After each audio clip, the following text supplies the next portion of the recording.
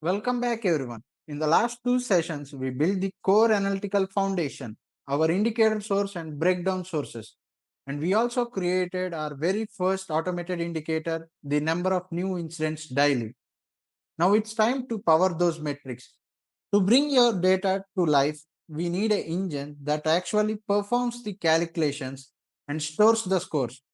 That engine is called the data collection job. A data collection job is nothing but a scheduler for platform analytics.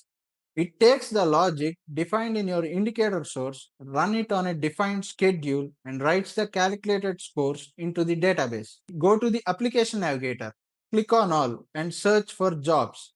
You will find jobs under data collector module in the platform analytics administration application. Now let's see how to create both daily and historic data collection jobs and understand why both are essential. Let's start with the most important one, the daily job. It runs automatically each day and keeps your database up to date. Click New to create a job. Now fill out the basic details for the job. In the name field, enter an appropriate name for your job.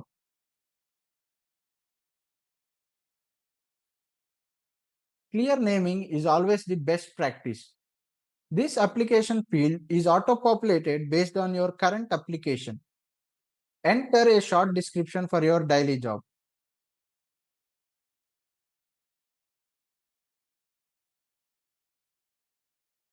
Now let us understand the collection parameters. This section defines the time window for which data is collected. There are two types of operators. One is relative and one is fixed. The relative operator defines a dynamic time window that moves automatically based on when the job runs. This is what's used for daily and even historic jobs when you want a flexible ranges. Coming to the fixed operator, it defines a static range. You need to manually set exact start and end dates. This is used when you want to collect an unchanging historical periods like Jan 1st to March 31st. For our daily job, we'll use the relative operator because we want the job to collect scores for yesterday each time it runs. Now let us set relative start and relative end to 1, and let us set relative start interval and end interval to days ago. We can change these intervals to weeks ago, months ago, periods ago based upon our requirements. Now let us understand what this means. The relative start tells the system when to start collecting. 1 day ago means starting from yesterday. The relative end tells the system when to stop collecting. Again, 1 day ago means stop at yesterday. So, in simple terms, we are telling the system to collect data only for yesterday's date, from yesterday's morning to yesterday's evening. This ensures we always get a complete finalized score for the last full day, not for today. Now, let us see about job parameters. This run as defines which user role executes the job. By default, this is running as system administrator or current logged in user. In production, you can use a PA admin or a service account. Now coming to run as TZ. TZ nothing but time zone which defines when the day boundaries occur. By default, it uses system time zone, but you can override if you track metrics in different regions. Keep this active checked so that this particular job executes automatically. The run field, which is nothing but collection frequency. Set this to daily. This tells the system to collect the scores once every day, specifically for the previously completed day. You can change this to weekly, monthly, once on demand based upon your requirements. Collect field determines what kind of data the job needs to retrieve. We have scores only, which collects only the numerical KPI values. For example, the count of incidents. This is the standard option for normal platform metrics. Text indexes only collects only unstructured text data, such as short descriptions, comments, and work notes. Useful when your performance text analysis or keyword trends. Coming to both scores and text index, collects both numerical and text data together, ideal for full analysis and record drill downs. So for our KPI, we are going to select both score and text index. So we can use drill downs and future text analysis features. Next, look at the time field. This defines what time of the day the job collection should run. For example, if it is set to 12 a.m., the system will start collection process right at the midnight.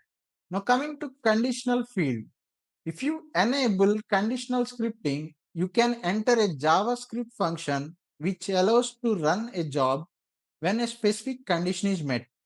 So now let us save this job. After saving, we can see the indicator related list below. Now we need to link this particular daily job to our existing indicator. For that, click edit and add our indicator.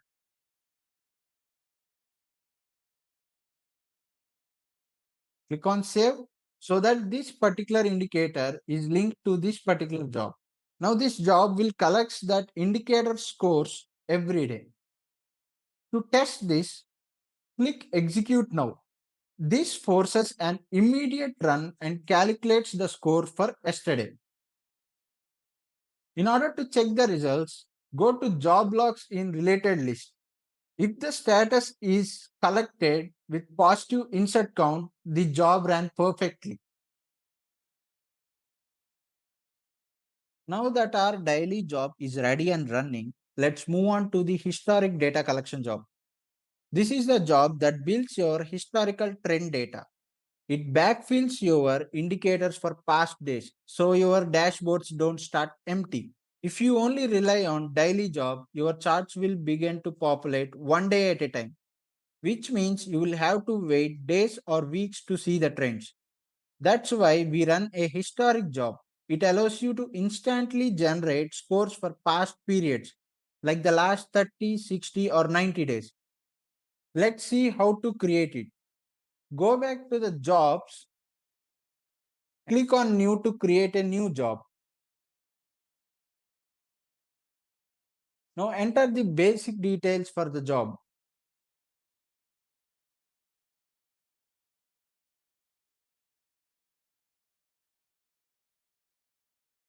Now let's look at the collection parameters. This is where we will define how far back the system should go. Once again, we will use the relative operator. So the job dynamically determines the date range each time it runs. Now let us set the relative start as 60 and relative start interval to days ago. Coming to the relative end, we will leave it as 1 and relative end interval as days ago. Now let us understand what this means. The relative start defines how far back to begin the data collection. 60 days ago means start from 60 days in the past. The relative end defines when to stop collecting. One day ago means end at yesterday. So, in simple words, we are telling the system to go back 60 days from today and collect the data day by day up to yesterday. This configuration ensures that the job generates scores for each day in that 60-day window. That's 60 days of historical data filled in automatically.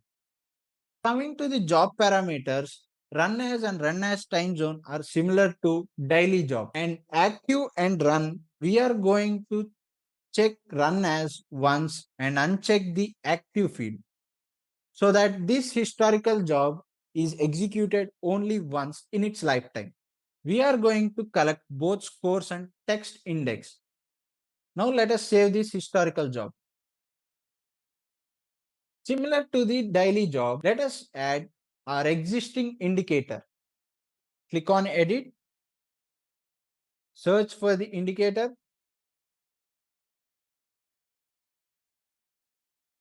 and link that indicator to this historical job. Now click on execute.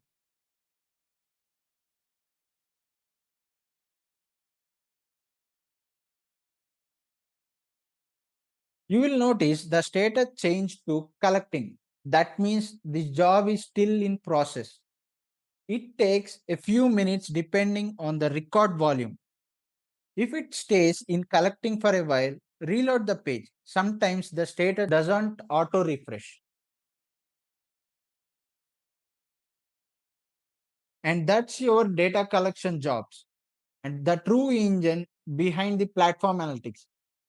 Now your number of new incident daily indicator will automatically collect, stores and updates its scores both for the past 60 days and for each future day. That's it for today's video. Don't forget to like, subscribe and stay tuned for the next steps in your platform analytics journey. See you in the next one.